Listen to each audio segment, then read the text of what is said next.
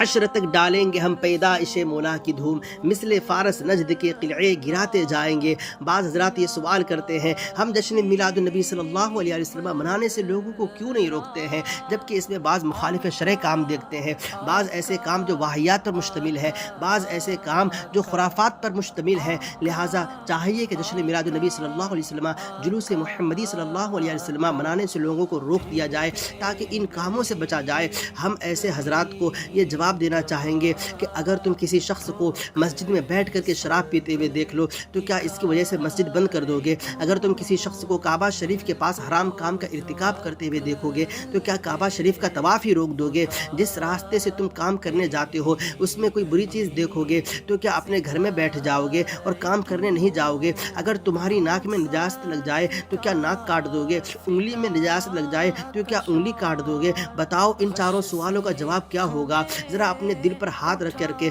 ٹھنڈی سانس لے کر کے سوچو کیا جواب ہوگا؟ یہی جواب ہوگا نا کہ طواف نہیں روکا جائے گا بلکہ جو حرام کام کر رہا ہے اسے روکا جائے گا۔ اس کی وجہ سے طواف کو ہی روک دینا سراسر شریعت نبوی پر انگشت رمائی کرنا ہوگا۔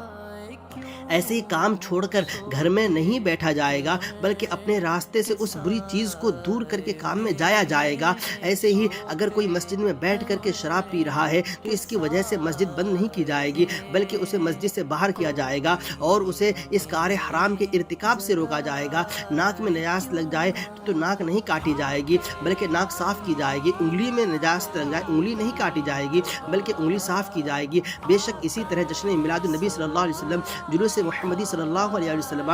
میں اگر ان کی صورتوں میں جلوس محمدی صلی اللہ علیہ وسلم اور جشن میلاد منانے کی صورتوں میں کسی صورت میں اگر کوئی بری چیز داخل ہو جائے تو اس کی وجہ سے نفس جشن میلاد کو، نفس جلوس محمدی صلی اللہ علیہ وسلم کو باطل قرار نہیں دیا جائے گا بلکہ اس بری چیز کو دور کی جائے گی جس کی وجہ سے اعتراضات اٹھتے ہیں۔ دوسری بات یہ ہے کہ یہ بہت کم ہے بنسبت خیر خالص کے، بنسبت خیر کثیر کے، کہ وہ بہت زیادہ ہیں، لہٰذا اس کی طرف وہی توجہ دے گا جو صرف برائی تلاش کرنے کے چکر میں رہتے ہیں، برائی تلاش کرنے کے در پہ رہتے ہیں، کیونکہ اس خرابی کا کوئی اعتبار نہیں ہے کہ اس کی وجہ سے جشن میلاد النبی صلی اللہ علیہ وسلم کو باطل قرار دیا جائے۔ اور شرعی دلائل و براہین سے یہ بات ثابت ہے کہ نجاست کی تھوڑی سی مقدار زیادہ پانی کو ناپاک نہیں کرتی ہے۔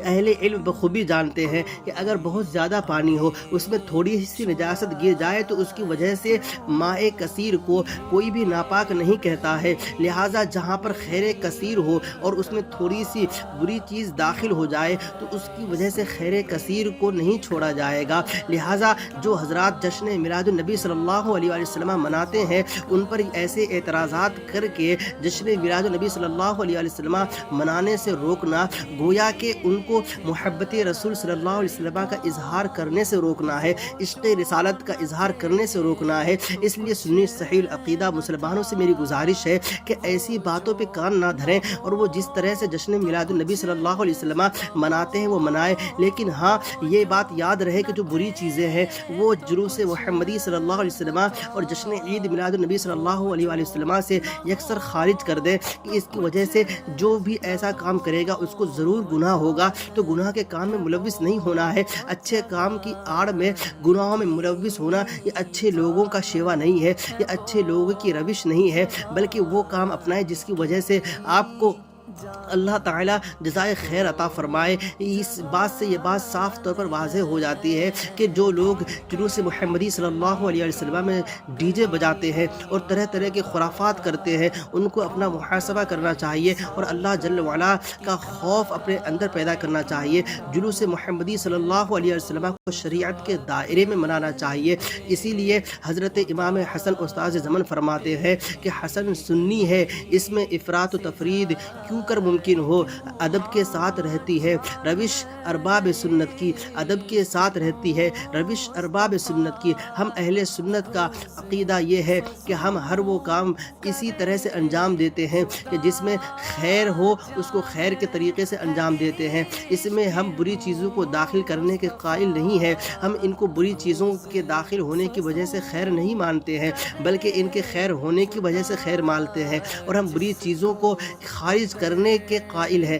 نہ کہ داخل کرنے کے لیے، لیکن اگر وہ داخل ہو جائے تو اس کی وجہ سے ہم نفس شے کو برا نہیں کہتے ہیں، اور اس کو برا نہ کہنا ہی یہ انسان کے عقیدے کی صحت کی علامت ہے۔ لہٰذا جو بھی حضرات اس طرح کے اعتراضات کرتے ہیں ان اعتراضات پر کان دھرے بغیر اپنے کام کو صحیح طور سے انجام دینا چاہیے، اور یہ کہنا چاہیے حشر تک ڈالیں گے ہم پیدائش مولا کی دھوم، مثل فارس نجد کے قلعے گراتے جائیں گے، مثل فارس نجد کے قلعے گراتے جائیں گے۔